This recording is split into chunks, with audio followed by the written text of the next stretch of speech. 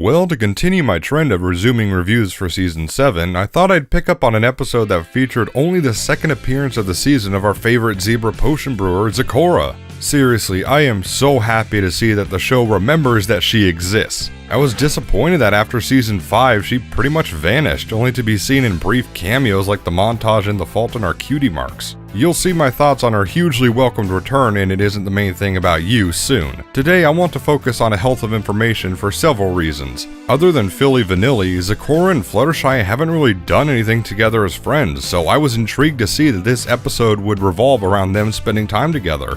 And I personally enjoyed Fluttershy's other two major appearances in Season 7 with Fluttershy Leans In and Discordant Harmony, so I'm hoping that trend continues. Finally, this episode has one of the darkest premises for an MLP episode I've ever seen. Does Health of Information stack up well? Sit back and brew up some tea to be safe. This is a Health of Information. Right off the bat, I love to see Fluttershy and Zecora out and about doing something together, even if it was Zecora who was the one gathering the moss for Fluttershy. But hey, Zecora was the one who knew where and how to get it, so it makes sense she was the one scooping the moss out of the bog. One of my favorite parts about this whole episode is to see how good of friends the two have become. With how long they've known each other now, I'm just very glad to see them working on something together instead of just a character running to Zecora to help them solve a weird issue like so many times before, such as in Philly Vanilli. No, this time Fluttershy needed help and Zecora was more than happy enough to oblige. However, it doesn't end there. I thought it was very good to see how Fluttershy was so devastated and shaken up by Zecora's condition that she was willing to push herself past her limits. Staying up all night, traveling far away to the hayseed swamps with Twilight, and even working herself through swamp fever to make sure Zecora could be saved is a great testament to their friendship. To me, it shows how much their friendship has evolved, especially with how forgiving Zecora was when Fluttershy was berating herself for causing Zecora's condition. If the show continues to remember Zecora's existence, I hope her friendships with the other characters gets more screen time like this. Now, one complaint about the episode I saw, more so on Equestria Daily, was that Fluttershy was out of character in this episode by pushing herself so far and putting herself in danger with the flash bees while stricken with swamp fever.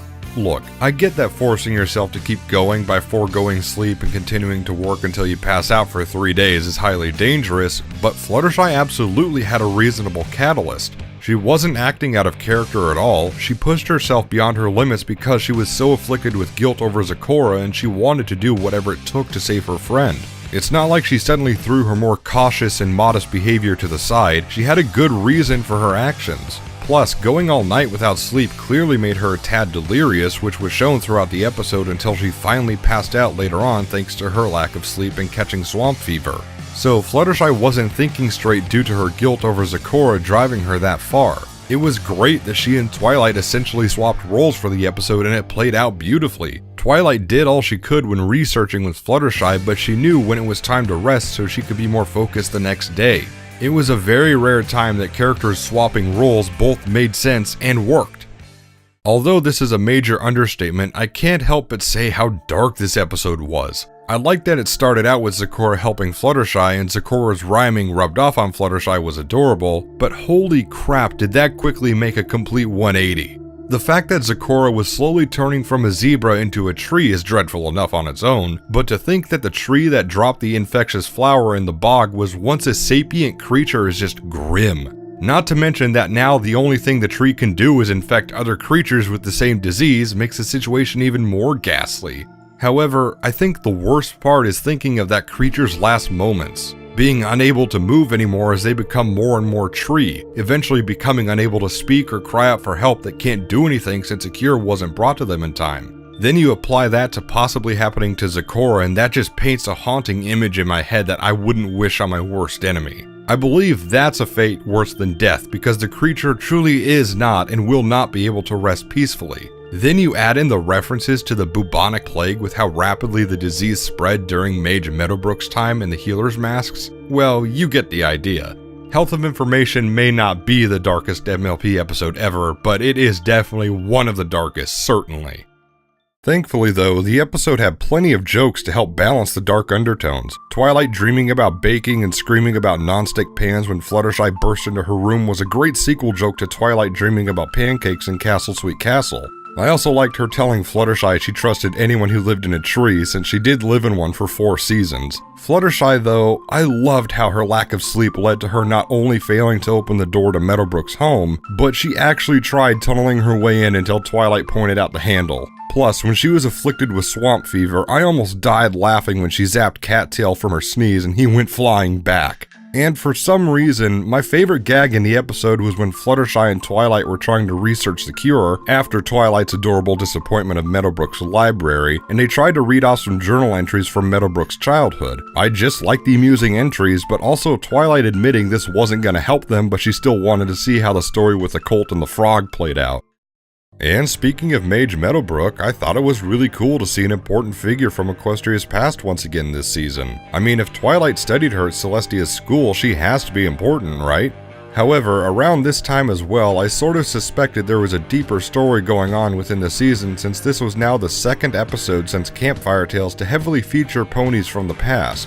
Since the town from Daring Dun erected a statue to Somnambula, which pretty much guarantees she also existed, I figured that those 3 episodes and 5 characters all existed and were connected somehow. As for Meadowbrook, I liked how she was a healer, but based upon healers that wore strange masks to prevent themselves from becoming ill, just like healers from the bubonic plague. And I have to admit, I just loved her and her mom's Cajun accents. But because she was able to study and deduce a remedy for the new swamp fever being linked to flash bees, she's a pretty good problem solver, and brave as heck for going up against bees that can zap you by conducting lightning. Moving on, I like to think she and Twilight would have been great friends had they grown up together since Meadowbrook practically logged everything she did up until her disappearance. Well, everything except for the cure for swamp fever. Yeah, I have to admit that my biggest complaint about this episode is why Fluttershy, Twilight, and Cattail had to find a swamp fever remedy themselves. I mean, how she got the honey just wasn't recorded. That is some fuck. I can understand that in Meadowbrook's haste to cure not only the populace of Hayseed Swamp, but her own mother could have distracted her from jotting down the trick before she disappeared, but that reasoning is still kind of contrived. I mean, all they had to do was rewrite Fluttershy's line with something more believable, like the books were so old and either the pages rotted away, the page was torn, the ink was smudged, or had faded away. Sure, I think Health of Information still would have been a fantastic episode even by making one little minor change like that so it wouldn't feel so contrived. As for the moral, even though this episode aired before Once Upon a Zeppelin, I have to say that Health of Information's moral is a little similar. Both Fluttershy and Twilight learn that it's necessary to take a break and to not continue to push yourself to a breaking point. Although that's where the similarities end since Fluttershy was pushed by both guilt and the desire to save her friend's life.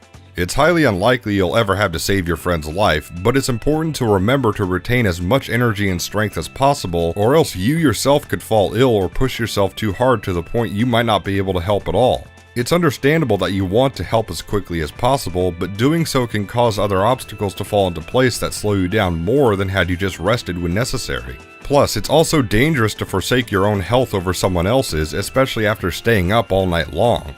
There's a time when pushing yourself is absolutely necessary, but it's also advised to slow down to recharge yourself before going back at your task. It goes without saying, I really love this moral. Well, with only one minor complaint, it's easy to tell I loved Health of Information so much. Other than an important moral about taking time to recharge yourself, seeing a member of the main 6 actually doing something with Zecora instead of running to her for help with an unknown problem, Mage Meadowbrook continuing the Pillar arc, and the sheer dark implications of Zecora's condition, this episode was also fun. I loved the new location of Hayseed Swamp. Cattail was a nice guy who did risk injury and other horrifying things to help the girls. It also helps that there were some great gags involving him, so yeah, I liked Cattail well enough. The fact that Twilight and Spike were having a cook-off was interesting to see, but it also led to one of Twilight's most adorable lines in the show ever. Aw, no sweet potato muffins? And I also liked that Fluttershy had to come up with a new way to persuade the Flash Bees when they are found to be immune to her stare. Health of Information more than deserves a green flag rating and lands itself in my top 5 episodes of the season. But what do you think? Let me know down in the comments below, and thank you for watching. I'm Mr. Left Turn. I'll see you when I get back from the track.